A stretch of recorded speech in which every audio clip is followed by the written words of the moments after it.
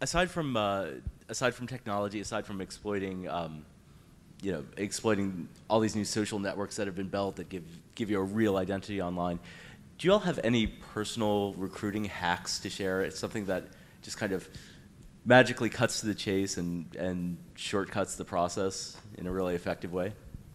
Pipeline, treat it like a sales funnel. Have an idea of what your close rates are from each step, and then it'll give you an idea of how many people you need at the top of the funnel. So like you have 100 candidates, you'll send 100 emails, 50% will write back. Of the 50%, you'll get on a phone call. Of that, 10% will actually go to the next stage and 5% to the next stage. And then holy shit, if we need to hire 5 people by the end of this month, it means we need 5,000 people at the top of the funnel or optimize at some point there. Sets it way more in reality, and you can actually track yourself against it and see how you're doing and share it with your team as well. I actually used a product called Highrise, which is not meant for hiring at all. But I was actually going to write my own little tool in the way like I looked at candidates and sort of tracked where they were and added stuff to their profile. I know there's some great tools out there. Java will help you with that. Yeah, I'm just really geeky. I don't want all this stuff. I just want like the candidate and that's it, and just them, and add notes and track emails I send to them. Another tip or hack would be like just wander. Like if you're recruiting, like just go down the rabbit hole deep. So you find someone who looks really qualified. Who are their friends on Twitter?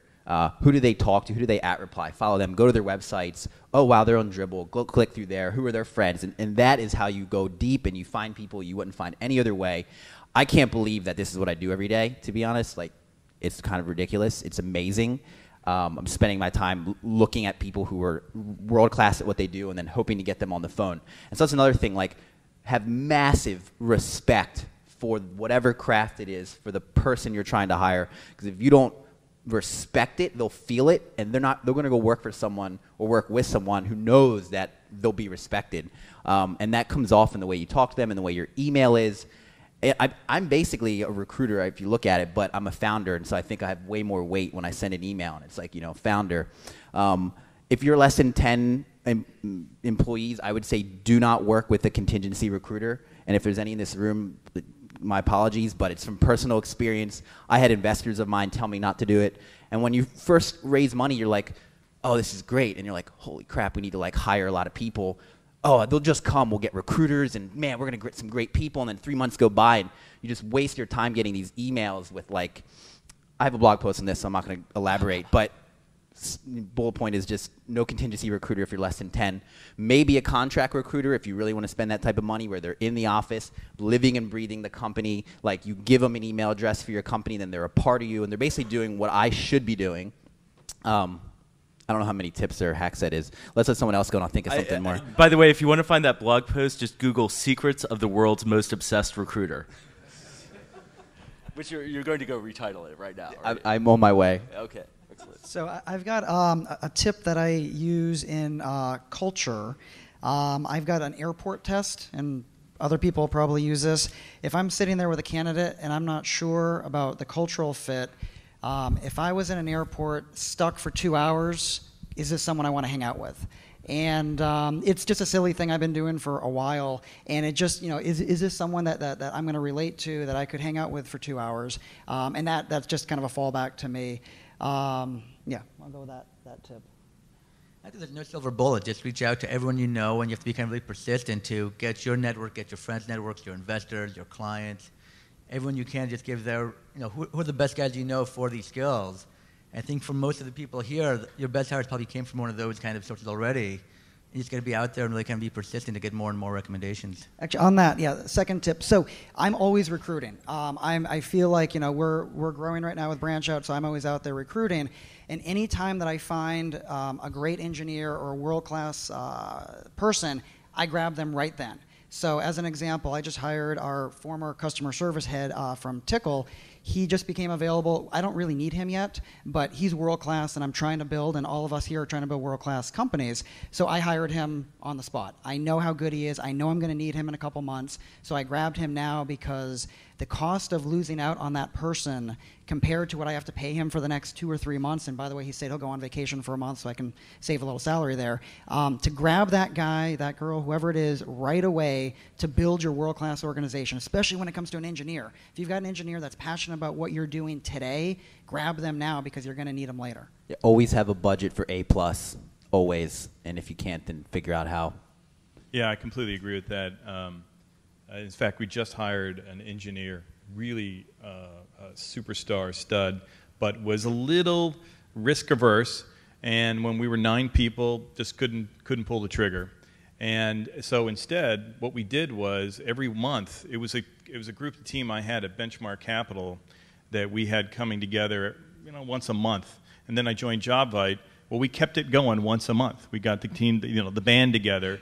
And we talked about where the industry's going, having dinner. Sometimes we never talked about anything but who we know, et cetera. But we kept the relationship going, and we knew that he ultimately was going to get completely sick and tired of where he was. And ultimately, we were there when it happened.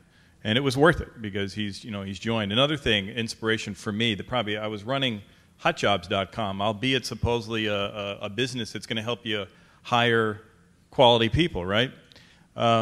Our head of product, actually, we know him, we have him in common, a friend in common. He so opened my eyes. Here I am running a job board, and this guy built a team so good, so fast. And I remember saying, how'd you do that? And he was always recruiting. I did it on the keyboard, sending emails to friends, did it every day. It's a numbers game. I know how many messages to send out. In many ways, it was some of the inspiration of some of the things we did at JobVite, and the use of your social networks came from watching how he did it. And so, if you embrace this more fluid notion of you will always be recruiting anyway, so you might as well learn to like it and be good at it, then I think you'll be okay. Yeah, if you're sub, go ahead, if you're sub 10 and one of the founders isn't spending almost every single day, and you need to hire people 90% of their day recruiting, like you will lose to everyone else who is, especially in the sort of market that we're in right now and how competitive it is. And to Rodom's point, reaching out to your network and to your investors, I think really doesn't work because everyone does that first. Like you raise some money and you're like, hey, like, do you know a good UX guy? And they're like, well, I'm an investor in 15 companies and they all need UX people. Who do I send it to? And so you have to totally fend for yourself. I have a friend who like raised some money and sort of thought great people would just come. And then 2 months later, he's like, shit, this is really hard. And I'm like, dude, I went through the same thing. And it is. And it's every day. If you really need people, that's all you do. It's all you do.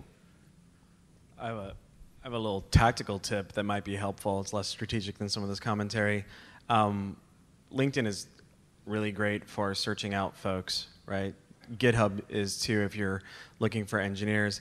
But then, it's costly to send people in-mails on LinkedIn. It's actually not all that difficult to find, source via LinkedIn and then initiate conversation via Facebook or via Twitter. We actually had an internal tool that would do a wrap leaf lookup for a given LinkedIn profile, and then if you could find the person on Facebook or on Twitter, you could initiate the conversation there. We actually rolled it into a Firefox plugin. Now it just does kind of like search lookup. But the point is that if you're sending 50 in-mails times $10 each, it's not cheap. If you're trying to be like a small, scrappy startup. But if you can find them on Facebook or on Twitter, not only is it cheaper, but you can also, it also looks maybe a little more authentic too. So it's a Firefox plugin we just threw it out on the Firefox application kind of plugin marketplace. It's called Social Link. So if you have recruiters who are looking to reduce their LinkedIn costs, it was useful for us. Yeah, I'd never sent email. You can totally guess email addresses. And if the person's like half technical, they'd most likely have a Gmail email address. If they don't, I'm not even sure you should be hiring them. Good point. I think we just have time for a few questions from the audience. Really great tips. If there's more knowledge you want to get, go ahead. Ethan has so much advice. I'm just curious, given that you're spending 90% of your time hiring, how many people have you hired over what period of time? Because you've only got 4 employees. Yeah, the numbers are going to blow your mind. So we were a few more at times. We're 3 co-founders. and we're 4 full-time team members. So if you think about that, and so we found. So this is the issue. Fair question. For me, I wasn't spending 90% of my time recruiting until the beginning of this year. We actually had a contract recruiter that worked for us for 4 months, was very expensive, brought on one person that we ultimately wound up letting go. And then we've done a lot of these sort of trials where we do, they come through the funnel, we do a project, and after the project, no dice. They come through the funnel, they do a project, cool, next stage. We really try to push a 1-month terminating contract, and at the end of the month, it terminates. And we figure out, are they, we decide that it doesn't work. So what we're doing demands so much from an individual, not only world class at their craft, but the ability to work on a team. Things are constantly, I want people to look at Flowtown and say, holy shit, they only do world class. I want to join that journey. And I feel like when you have that, you are so selective ultimately on who joins what we call the family, that it really is that slow. But now, for example, I'm spending 90% of my time on this since January. We have 2 amazingly talented people working on projects with us now.